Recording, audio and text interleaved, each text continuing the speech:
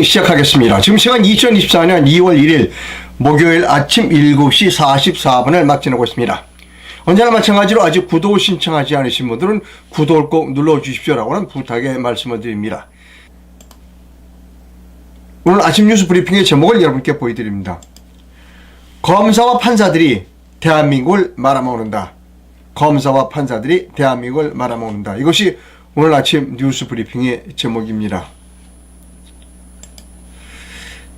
자, 아침에 들어온 소식부터 전해드리도록 하겠습니다. 안타까운 소식입니다. 문경에 있는 공장에서 커다란 화재가 났습니다. 아침에 제가 신문을 받아들 때만 해도 소방관 2명이 그 안에 갇혀 있다는 이야기만 종이신문에 나와 있었는데, 아침에 속보가 들어왔습니다. 그 소방관 2명이 희생됐다라고 하는 겁니다. 참 안타까운 소식이고요. 그저 현장 상황을 제가 잘 모르니까 뭐라고 말씀드리긴 곤란한데 좀 이랬으면 좋겠습니다. 물론 제가 현장 상황을 잘 모른다는 걸 전제로 그리고 저는 기사 생활을 하면서 이 화재 현장을 좀 많이 돌아다녔습니다. 그 화재 현장에 사람이 없다면, 그 화재 현장에 지금 구조를 기다리는 사람이 없다면 진압을 할 때 화재 현장 안으로 소방관이 들어가지 않았으면 좋겠습니다. 그냥 외곽에서만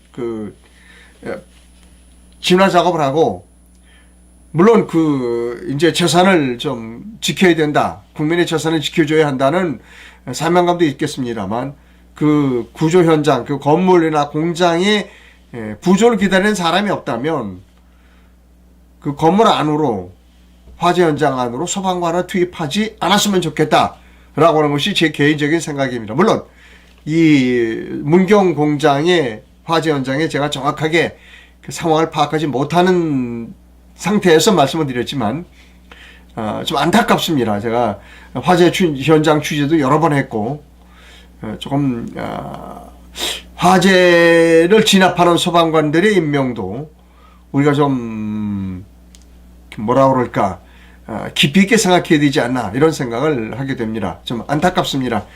예.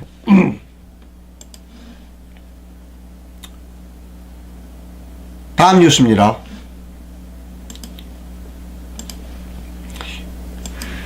여러분 고발사주 하면은 여러분 너무나 잘 아실 것입니다. 고발사주 손중성 검사에게 징역 1년이 선고됐습니다. 법원은 정치 중립 위반을 시도했다는 겁니다. 자, 이 고발사주 손중성 씨 기사를 조금 잠깐만 읽어드리고 다른 기사로 넘어가겠습니다. 이른바 고발사주 의혹으로 기소된 손중성 대구고검 차장검사가 31일 어제입니다. 1심에서 일부 유죄가 인정돼 징역 1년을 선고받았습니다. 법정 구속되지는 않았습니다. 자, 이 사건의 성격을 설명하는 YTN 기사를 먼저 설명해 드리도록 하겠습니다. YTN 기사를 보여드립니다.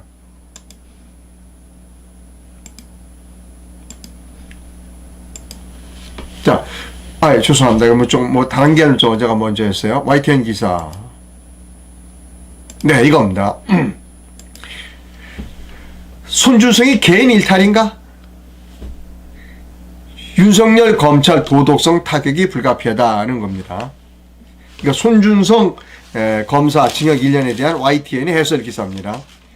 앵커가 이렇게 얘기합니다. 법원이 고발사주 의혹으로 기소된 손준성 검사에게 실형을 선고하면서 상당한 후폭풍이 예상됩니다. 사실상 검찰이 정치 개입 시도를 인정한 건데, 당장 윤석열 대통령이 이끌었던 검찰 조직의 도덕성에도 흠집이 불가피하게 됐습니다. 백준규 기자의 보도입니다. 기자가 이렇게 말합니다. 고발사주 의혹은 20대 대선 레이스 초반인 2021년 9월 김웅 의원에게 고발장을 전달받았던 조성훈 씨 폭로로 세상에 알려졌습니다.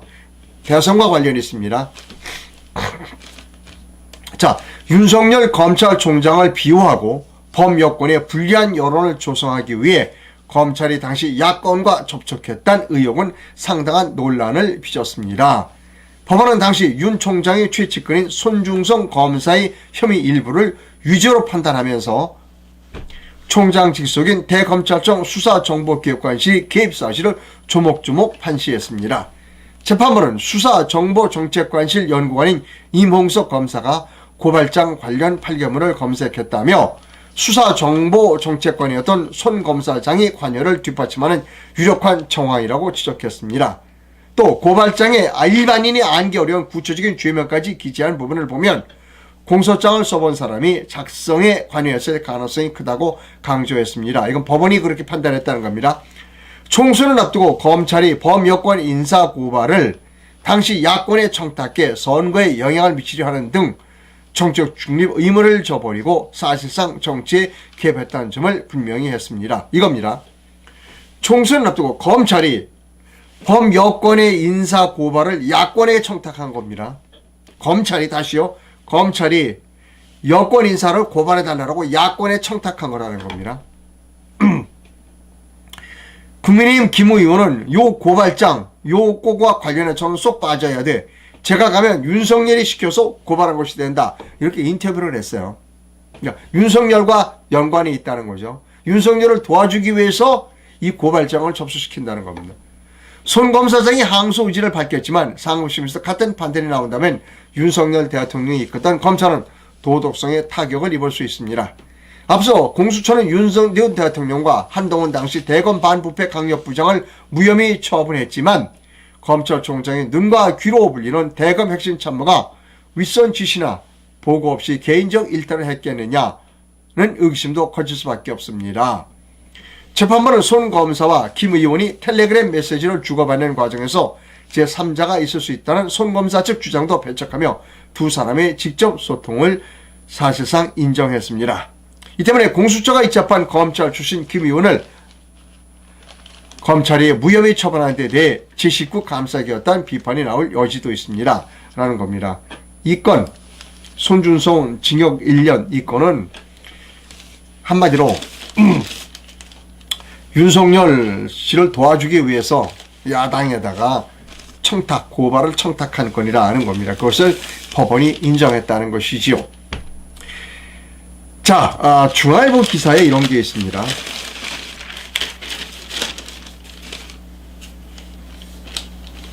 더욱 우려스러운 대목은 손 검사장이 범행 의혹이 드러난 이후 전개된 상황이다. 검찰의 제19 감사기가 도를 넘었다. 손 검사장은 재판을 받고 있던 지난해 9월 검사장으로 승진했다. 누가 봐도 무리한 인사였다. 재판 중인 사람을 승진시켰어요. 지난해 9월이니까 윤석열 대통령이 되고 나서입니다. 자, 윤석열 대통령을 도와주기 위해서 그때 당시에 대통령은 아니었지만 야당에다가 고발을 좀 해달라. 이런 사람들은 고발해달라. 유시민 이런 사람들입니다. 라고 청탁했다는 겁니다. 손준성 씨가. 그리고 그 사람이 재판받고 있는 상황에서 윤석열 대통령이 승진까지 시켰다는 겁니다. 자, 아까 제목 다시 한번 보여드릴까요?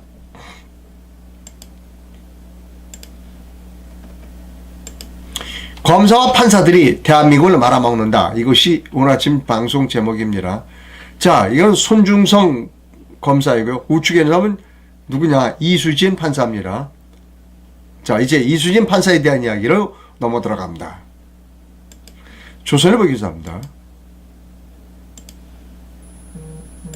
제목은 블랙리스트 판사라던 이수진이 거짓말이라는 겁니다. 야, 요거는 제가 조금 천천히 읽어드리도록 하겠습니다. 이수진 수원지방법원 부장판사는 2020년 1월 더불어민주당에 입당하면서 이렇게 말했습니다. 법관으로 양심을 지키고 진실에 말았다는 이유로 양승태 대법원 시절 인사 불이익을 받는 블랙리스트 판사가 됐다. 민주당은 양승태 사법부의 사법농단을 폭로했다. 며 이 판사를 서울 동작을에 공천했다. 이렇게 블랙리스트 이수진 판사는 민주당 이수진 의원이 됐다. 그런데 이상한 일이 벌어졌다. 수사에 나선 검찰이 확보한 2013년에서 2017년 법원의 인사 불이익 문건에는 이수진 판사의 이름이 전혀 없었다. 검찰이 작성한 양 전 대법원장 공소장에도 인사 불이익을 받았다는 판사 10명의 이름에 이수진은 없었다. 오히려 양승태 대법원에서 인사 업무를 담당한 판사는 재판에 증인으로 나와서 이렇게 얘기했다. 이수진 판사가 지방법원으로 전보된 것은 낮은 근무 평정 때문이다. 낮은 근무 평정 탓이라고 했다. 이수진 재판연구관은 보고서 작성 건수가 평균에도 못 미치고 업무 시간 및 노력도 다른 직원들에 비해 떨어진다고 근무 평정 내용도 공개됐다. 양승태 대법원 고위 간부 수첩에는 이수진 생일, 이수진 상담, 이수진 수고비 같은 메모들이 나왔다. 챙겨줬다는 거예요. 이수진은 양승태가 오히려. 물론 이수진 판사의 이름이 없더라도 양 전 대법관이 다른 판사들에게 불이익을 주었다면 그 자체로도 문제다. 그런데 최근 1심 법원은 검찰이 기소한 양승태 전 대법원장이 47개 혐의를 모두 무죄로 선고하면서 블랙리스트 혐의에 대해서는 이렇게 말했다. 법원 사무기구의 핵심 및 예규 직무 수행을 위한 것이다. 판사 블랙리스트를 피해자로 자처하며 국회의원이 된 이수진 의원은 몇몇 언론에 이렇게 말했다. 양승태 무죄 판결은 납득할 수 없다는 취지를 밝혔을 뿐 공식 입장을 내놓지 않았다. 물론 이번 판결은 1심 판결이다. 하지만 이수진 의원은 4년 전 블랙리스트 피해자를 앞세워 당선이 됐다. 이번 총선에 나서기 전에 거짓말로 국회의원이 된 것이 아니냐는 유권자들의 의문부터 설명해야 한다는 겁니다. 제목 다시 보여드릴게요. 제목 다시 보여드립니다.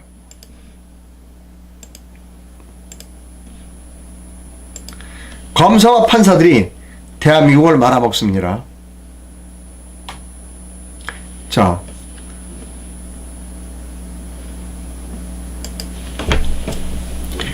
여기서 또 이 검사 판사와 관련되어 있는 기사 하나를 또 읽어드릴 수밖에 없습니다.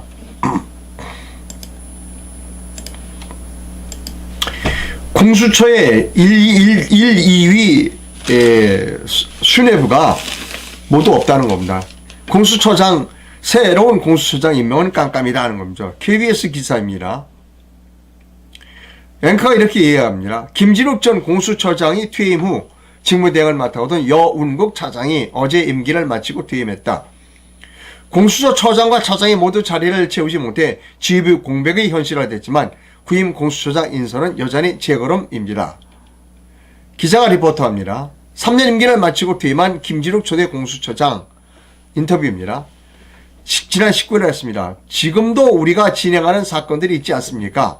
그래서 남아있는 검사 수사관들한테 맡기고 저는 이제 역사 속으로 퇴장할까 합니다. 이 김진욱 공수처장은요. 공수처장은 3년 됐는데 단 한 건, 손준성 기소하는 거 이거 단 한 건입니다. 3년 동안 이게 단 한 건이에요. 그 수많은 인건비 쓰고 비용 쓰고 단 한 건입니다. 계속 읽어 들어갑니다. 이후 일주일 동안 처장 직무대행을 맡았던 여운국 공수처 차장도 28일 임기를 마치고 퇴임했습니다.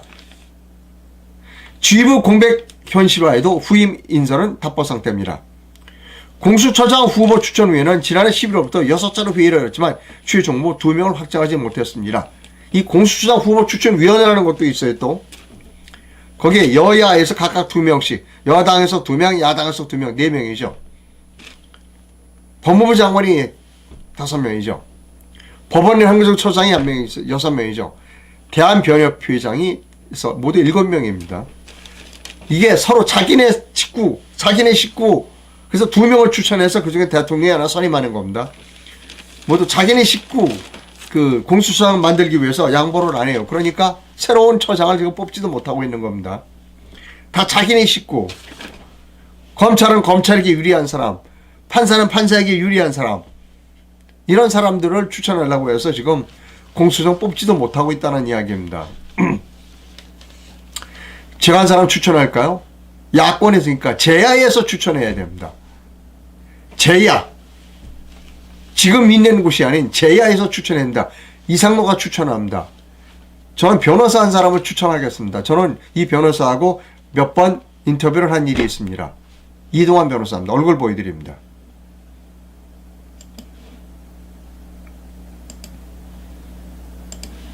여러분도 아시는 변호사일 겁니다. 저는 이동환 변호사하고 몇 번 인터뷰를 진행한 일이 있습니다. 매우 정직하고 올바른 변호사입니다. 추성원 씨 법률 대리를 했고, 그리고 태블릿 PC가 가짜다를 밝혀내는데 앞장서고 있는 변호사가 이동환 변호사입니다. 저는 이분을 공수처장으로 추천합니다. 뭐 제 추천이 효과가 있을 수 없을지 모르지만 지금 이 판사, 검사 이런 사람들로 딱 짜여진 이 먹이사슬 속에서 그들은 죄야 있는 사람을 눈에 들어오지도 않는다는 겁니다. 자,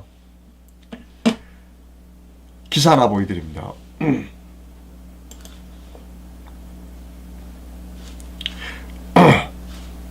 예, 잠깐만요.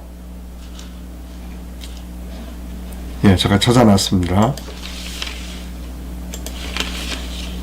자, 그런데도 불구하고 이번 총선에 검사들이 45명이나 나온답니다. 45명이 나와요. 이설그들입니다. 4월 10일 실시되는 22대 총선에 출마를 선언했거나 출마가 예상되는 전현직 검사가 최소 45명에 달하는 것을 짓게 되었습니다. 21대 총선에 검사 출신이 40명이 출마했던 것을 이미 넘어섰습니다. 앞으로 각 당의 전략 공천과 비례대표 공천 등에 따라 더 늘어날 수도 있습니다. 금배지를 노리는 검사 출신이 증가한다는 것은 검찰이 더욱 정치화되었다는 방증입니다. 정당별로는 국민의힘에서 사표를 낸 전현직 검사가 31명으로 야당 14명보다 훨씬 많습니다. 현 정부 대통령실에서 일했거나 윤석열 대통령, 한동훈 당 비상대책위원장과 검찰에서 함께 근무하는 등 인연이 있는 사람들이 다수 상당수입니다. 검사 출신들이 대통령실과 행정부의 요직을 차지해 검찰 공화국이라는 비판을 받는 가운데 입법권의 한 축인 여당까지 검찰에 장악하는 것이 아니냐는 지적이 나오는 상황입니다 하는 겁니다. 여러분, 제가 어떤 특정 그 직업을 비난하는 것은 아닙니다. 검사와 판사는 과거만 캡니다. 과거. 저 사람이 일을 옛날에 잘해서 못해서 과거만 캡니다. 나는 검사나 판사가 비전을 갖고 있는 사람을 보지 못했습니다. 앞으로 우리가 어떻게 나가야 한다. 앞으로 우리가 산업은 어떻게 바뀌고 통상은 어떻게 바뀌고 외교는 어떻게 전개된다라고 하는 걸 검사들은 모른다. 왜? 항상 검사 판사는 항상 옛날에 이 사람 무슨 잘못했어 이것만을 가지고 옛날에 이 사람들 서로 싸우다가 저 사람 끌어내고 이 사람 끌어내리고 성공한 사람들이 대통령이 되고 그리고 법무부 장관이 되고 여당 그 대표가 되는 나라가 우리나라입니다. 제가 책을 쓴 일이 있습니다. 이채식 쓴 책이죠. 대한민국을 겸손한 제안에서 이런 제안을 한 일이 있습니다. 검사와 판사는 퇴직 후 7년 동안 선출직 공무원이 될 수 없는 법을 만들자는 겁니다. 7년 동안. 검사와 판사는 퇴직 후 7년 동안 선출직 공무원이 될 수 없도록 하자. 출마하지 말라는 겁니다. 이게 제가 낸 아이디어입니다. 여러분은 어떻게 생각하시는지요? 동아일보의 김순덕 씨가 이렇게 기사를 썼습니다. 이재명의 대통령 같은 신년회견이라는 겁니다. 저도 이걸 보면서 야, 저 사람이 정말 대통령처럼 기자회견을 신년회견을 하는구나 라고 생각했습니다. 물론 그 내용은 별로 마음에 들지 않습니다. 내용은 마음에 들지 않습니다. 뭐 죽이는 정치를 꺼내야 된다 이런 얘기 그 다음에 무작정 퍼주자 이런 얘기는 내용은 별로 마음에 들지 않습니다. 근데 어제 이재명의 신년 기자회견을 보면서 느끼는 점이 뭐냐면 윤석열이 뭐하고 있냐는 겁니다. 윤석열 대통령은 신년 된 지 한 달이 지났어요. 기자회견 안 하겠다는 겁니다. 윤석열 대통령이 기자회견 안 한 지는 상당히 오래됐습니다. 용산에서 도어 스태핑 할 때 왜 슬리퍼 실은 MBC 기자가 막 항의하고 그 뒤로 기자 앞에 얼굴을 내놓지 않습니다. 안 한다는 겁니다. 이런 얘기하면 뭐 기자회견은 안 하고 친한 기자들 몇 사람하고 김치찌개를 끓여 먹는다 뭐 이런 얘기도 있어요. 그러니까 안 되는 겁니다. 국민 앞에 나서기가 두려운 거예요. 물론 이 사람이 뭐 뻔뻔하니까 뭐 형수 뭐를 어떻게 한다 뭐 우리는 한 번도 평생 살면서 그런 용어를 써보지 않은 용어들을 이 사람 막 써본 사람이에요. 대통령은 왜 신년 기자회견 안 해요? 대통령이 어제 이런 이야기를 했습니다.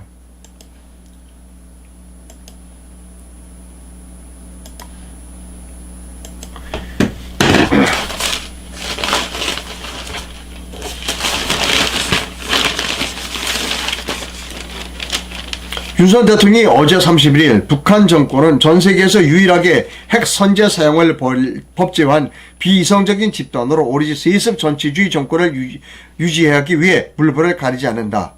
올해도 접경지 도발, 무인기 침투, 가짜뉴스, 사이버 공격, 후방 교란 등 선거 개입을 위한 여러 도발이 예상된다고 했다는 겁니다.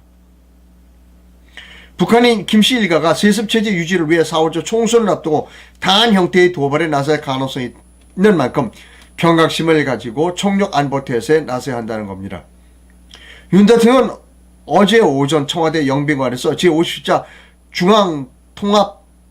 중앙통합방위회의를 주재하면서 이렇게 말했다는 겁니다.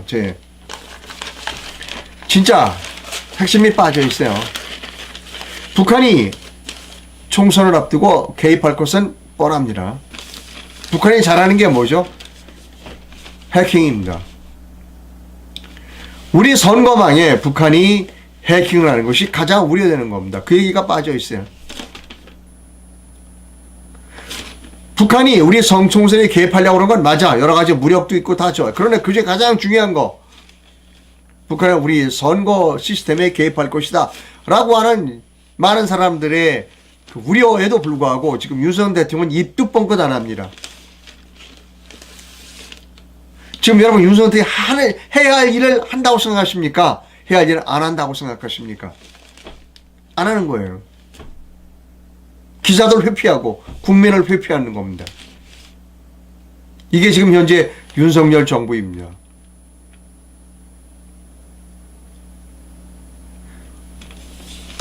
이제 며칠 안 남았습니다.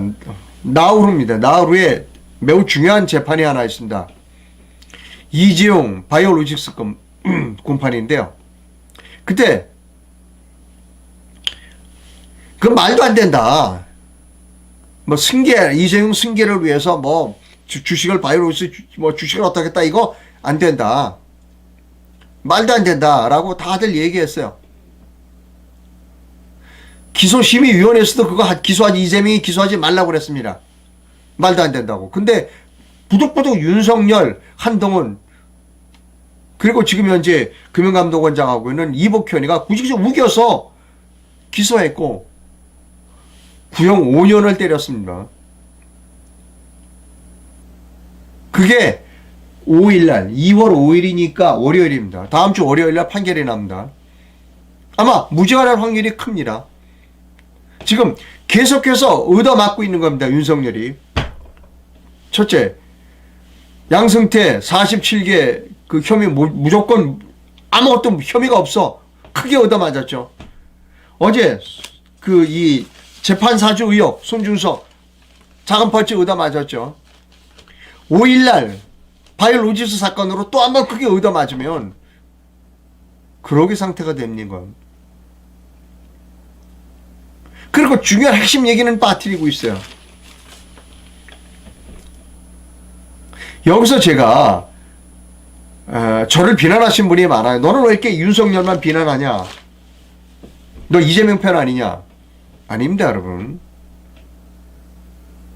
여러분, 제가 이런 얘기를 했어요. 윤석열이 5월 10일 날 지난 재작년 5월 10일 날 취임했을 때 대통령 취임했을 때 다 털어버리라고 얘기했어요. 과거의 자기의 잘못을 모두 다 털어버려라. 최소원이 석방하고 그 당시에 감옥에 있던 국정원 다 석방하고 말도 안 되는 정치방역 혐의로 기소되어 있는 수많은 수백 명의 사람들 다 공소취하하고 그 다음에 재판거래 양승태 다 공소취하하고 이재용이도 공소취하하고 다 공소취하해라. 그리고 과거의 잘못을 부인하지 않겠습니다. 그러나 결제하겠습니다. 결제해줘서 여러분 잘하겠습니다. 그리고 부정선거도 수사하겠습니다. 자고 약속했으면 했었어야죠. 오늘날 같은 코너에 몰리는 거예요. 부정선거에 붙자 꺼내지도 못해. 자기가 연루돼 있으니까. 이제 유전 대통령도 부정선거에 연루돼 있다고 모르는 사람인데 알게 됐어요. 부정선거에 연루돼 있어. 탄핵에 연루돼 있어. 양승태 그 사법부 농단에도 연루돼 있어. 손중선 그 고발사도 연루돼 있어. 이재용이 바이올 오지스에도 연루가 돼 있어. 다 발목을 잡고 있는 겁니다. 다. 그러니까 못 나와. 그 다음에 또 자기네 부인 문제도 있어요. 지금 윤석열 리스크, 김건희 리스크, 한동훈 리스크가 세 개의 리스크가 겹쳐져 있다는 겁니다. 이번 총선을 앞두고 걱정하는 거예요. 제가 이재명의 편이 아닙니다, 여러분.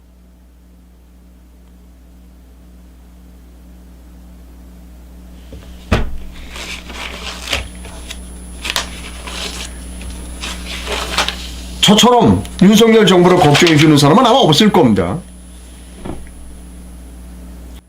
이윤섭 씨가 보여준 김대중 비판 오늘부터 시작합니다. 한 며칠 계속될 겁니다. 시작합니다.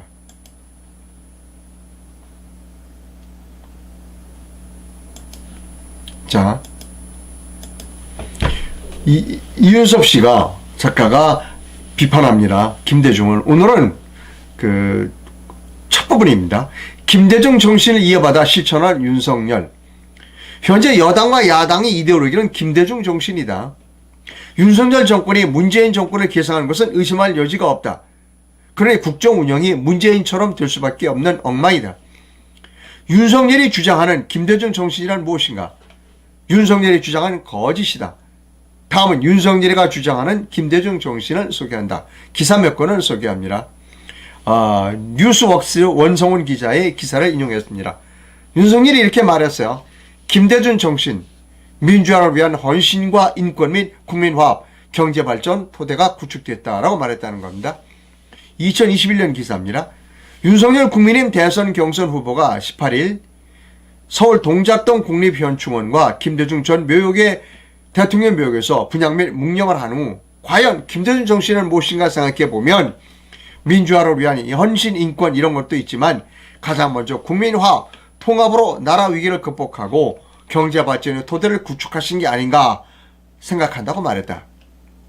또한 지금도 코로나19 사태로 인해 보건위기뿐만 아니라 심각한 경제위기에 직면해 있다. 우리나라의 모든 국가 지도자가 우리 김 대통령이 국민통합, 김대중 대통령을 얘기하는 겁니다. 국민통합, 화합의 정신을 받아서 이 위기를 극복해야 한다고 생각한다고 강조했습니다. 자, MBC 신수아 기자의 리포트를 한 번 더 인용합니다. 제목은 윤석열이 이렇게 말했다. 김대중 노무현 정신 계승 국민통합 배우겠다는 겁니다.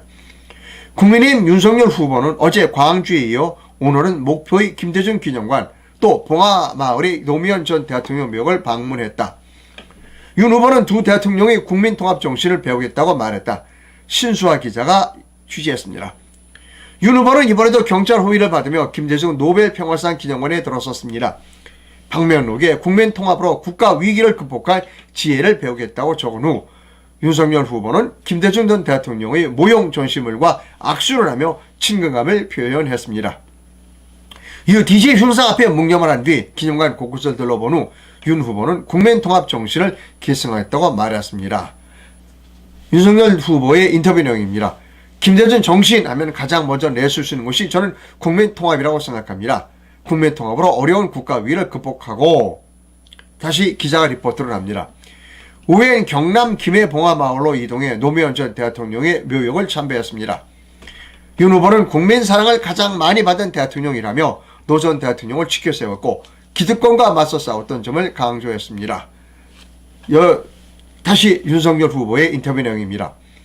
기득권과 반칙, 특권 이런 것과 많이 싸우셨습니다. 부당한 기득권을 타파함으로써 국민 통합을 기여하는 측면이 있었습니다. 다시 기자가 리포트로 이어갑니다. 그러나 과거 검찰이 노 전 대통령 수사와 관련한 질문엔 자신은 더 이상 검찰을 대표하는 사람이 아니라며 답변을 피했습니다. 윤 후보 측은 당초 권혜숙 여사 예방도 제안했지만 일정이 맞지 않아 이루어지지 못했다고 설명했습니다. 김대중 노무현 민주당 출신 두 대통령이 정신을 계승하겠다고 밝힌 윤석열 후보는 문재인 정부에 대해선 국민들이 판단할 거라고 밝혔습니다. 신수아 기자의 리포트였습니다. 자, 이윤섭 작가의 김대중 비판은 계속됩니다. 내일도 계속 이어가겠습니다. 자, 이런 기사가 있습니다. 이제 선거 때가 됐어요. 그러니까 이제 막 퍼주는 거고 막 규제 완화한다고 난리칩니다. 노한 도시 108곳을 선정해서 70층까지 재건축을 시켜주겠다는 겁니다. 제가 여러 번 말씀드립니다. 이거 쓸데없는 짓이라는 거예요. 도시에 건물이 올라가고 사람들이 많이 모이는 거는 일자리가 있어야 사람들이 모이고 일자리가 있어야 사람들이 모여야 건물이 올라가는 겁니다. 지금 우리나라에서 일자리가 가장 많은 곳은 서울입니다. 근데 서울만 일자리가 많으냐? 전 세계적인 추세입니다. 즉 모든 산업은 정보화 산업입니다. 그래서 정보화 산업에 가장 유리한 것이 도시입니다. 그러니까 도시가 점점 커질 수밖에 없어요. 수도가. 우리나라는 서울입니다. 왜 서울을 강조하느냐? 우리나라는 미국이나 다른 나라에 비하면 국토가 좁아요. 국토가 좁은 나라에서 이렇게 도시를 찢자 아주 좋지 않은 발상입니다. 우리는 서울과 수도권으로 몰려 살아야 됩니다. 왜? 경쟁력을 갖추려면 지금보다도 더 수도권으로 몰려야 됩니다. 제가 그래서 비난해 봤는데요. 그러면 지방 소멸되지 않느냐? 제가 여러 번 말씀드렸어요. 우리나라는 땅이 미국의 어떤 주에 아주 조그만 2분의 1밖에 안 되고 4분의 1밖에 안 됩니다.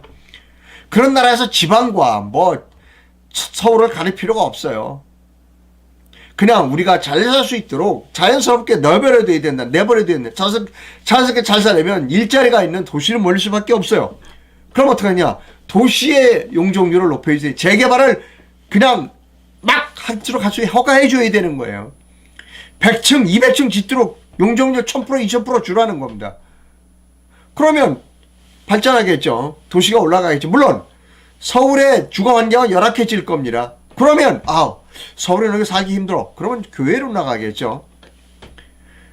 정부가 이렇게 간섭하지 말아요. 지금 서울은 지금 강북에 가보세요, 여러분. 강북에. 여러분 지금 누가 중량구로 간다 그러던가 이번 총선에. 여러분 중량구 사시는 분에게 제가 죄송합니다. 저 깜짝 놀랐어요. 거기 변변한 고층건물 하나 없어요. 한번 가보세요, 중량구. 왜 강북은 그대로 내버려두냐고요. 그래놓고 지방을 70%까지 올리고 그럼 어떻게 되느냐. 일자리 없는 지방에 아파트만 짓게 만드는 거예요. 내버려두라. 저는 제발 내버려두라는 겁니다. 제발 좀 내버려두라는 거예요. 도시가 올라가게 되면 올라가도록 내버려두고 집을 짓겠다면 집을 짓도록 내버려둬요. 왜 여기는 서울 같은 데는 집을 짓지 마. 지방에 사람 안 사는데 거기다 너는 높이 줘. 제가 신도시 사는 분들에게는 욕을 좀 많이 먹습니다. 저는 부동산 전문가라고 말씀드렸고 일본에 가서 많은 연구를 했어요. 동경이 지금 그나마 일본이 그나마 지금 경제를 유지하는 건 수도 동경을 재개발했기 때문에요. 높이 올렸어요. 용적률을 2000%, 3000%에서 높이 올렸어요. 그러니까 어떻게 되느냐. 저 멀리서 출근하던 사람들이 다 수도권으로 들어오는 겁니다. 동경으로 들어오는 겁니다. 왜? 동경이 집값이 외곽보다 싸니까. 지금 서울은 고층빛 앞 용적률을 규제하고 서울 주변의 도시들의 용적률을 높여주면 어떤 문제가 생기느냐? 심각한 문제가 생기는 거예요.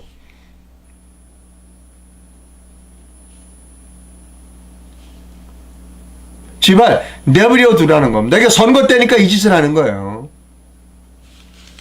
큰일 났습니다. 대한민국. 자, 영화가 한 편 상영됩니다. 건국전쟁이라는 영화인데 오늘 조선일보 기사입니다. 잠깐 읽어드리겠습니다. 이승만 대통령 다큐 건국전쟁 오늘 2월 1일 개봉을 앞두고 어제 광주에서 마지막 시사회가 있었답니다. 이승만 대통령에 대해 이렇게 모르는 게 많았다니 놀랍고 부끄럽습니다. 지난 30일 오후 광주광역시 서구 광주 상무에서 영화 건국전쟁 시사회가 끝나자 중년의 관객이 김덕영 감독에게 다가와서 이렇게 말했다는 겁니다. 예, 오늘부터 전국의 영화관에서 상영됩니다. 건국전쟁. 건국전쟁은 헐리우드 화제작 윙카 등 대작 공세에도 실시간 예매일 9위를 기록하고 있습니다. 10위 안에 다큐는 건국전쟁이 유일합니다. 예매일이 호조를 보이면서 CGV, 롯데시네마, 메가박스 등 3대 극장의 상영관 132곳을 확보했습니다. CGV, 청담, 시내, 시티 등 서울 강남에서도 관객을 만나게 됐습니다. 개봉을 앞두고 전국에서 이승만 버스도 달리기 시작했습니다. 이 대통령의 얼굴이 크게 인쇄된 영화 포스터를 부착한 버스가 서울에 2대, 부산에 석 대, 대전에 1대, 광주에 1대, 인천에 1대 등 총 8대가 운행합니다. 서울 지하철 3호선 고속터미널역 스크린도어에도 이 대통령의 얼굴이 강조된 대형 포스터가 붙어 있습니다. 아이돌이 아닌 역사 인물로서는 이례적인 일입니다. 김기덕 감독은 이렇게 말했습니다. 김덕영 감독, 죄송합니다. 김덕영 감독은 이렇게 말했어요. 이 대통령 얼굴이 크게 인쇄된 홍보물이 전국 대중교통에 인쇄돼 도로를 넓히는 것은 처음일 것입니다. 전국 각지의 평범한 시민 수백 명이 보내준 후원금으로 비용을 충당했다. 감사드립니다. 라고 말했다는 겁니다. 저도 상영관을 찾아서 건국전쟁을 관람하도록 하겠습니다. 여러분, 건국전쟁 많은 관람을 부탁드립니다.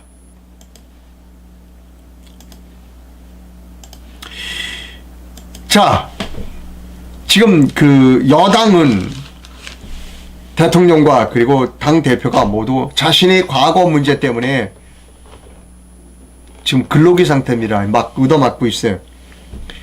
이분은 지금 대통령과 그리고 당 대표는 사실상 국민이 어떻게 살아야 되는지는 별로 관심이 없는 사람입니다.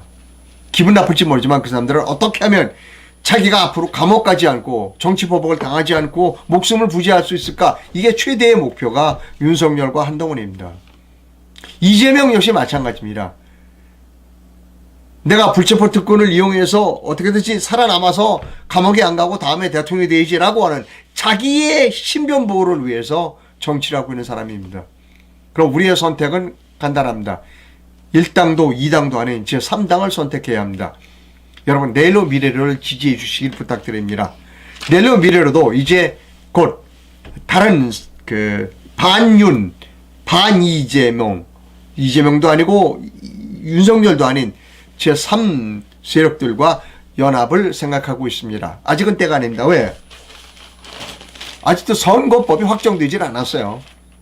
끝까지 최후 순간까지 선거법을 확정하지 않아서 제3당의 출현을 막으려고 하는 1당과 2당의 사악한 짓거리 때문에 우리 내일로 미래로도 다른 당과의 연합을 지금 보류하고 있는 겁니다. 그러나 선거법이 확정되면 내일로 미래로도 활발하게 반윤, 반이 세력과 연합을 하도록 하겠습니다. 힘이 부족할 땐 힘을 모아야죠. 합쳐야죠. 그래서 우리 내일로 미래로는 지금 원외 정당 한 10여 개를 이미 합쳐놓고 기다리고 있습니다. 3개 정당이 합당을 했고 7개 정당과 공천 연대를 하도록 이미 연대를 해놓고 있습니다. 우리는 부릉부릉 지금 엔진을 가동하고 있습니다. 여러분 넬론미러로.org에 접속하셔서 당원에 가입해 주시면 감사하겠습니다. 그리고 돈이 필요합니다. 돈이 필요합니다. 자금이 필요합니다. 넬론미러로 중앙당 후원 계좌가 여기 있습니다. 농협입니다. 농협 계좌로 돈을 보내주시면 감사하겠습니다. 넬론미러로가 분열을 하거나 이런 일은 없을 겁니다. 우리는 반윤, 반 이재명을 표방하는 다른 여러 정치 세력과 연대를 하겠습니다. 분열하지 않겠습니다. 그 연대하는 데에 노력을 기울이겠습니다. 여러분 걱정하지 않으셔도 됩니다. 자, 돈이 필요합니다. 돈을 좀 주세요. 이게 농협 계좌가 있습니다. 내일 뵙도록 하겠습니다.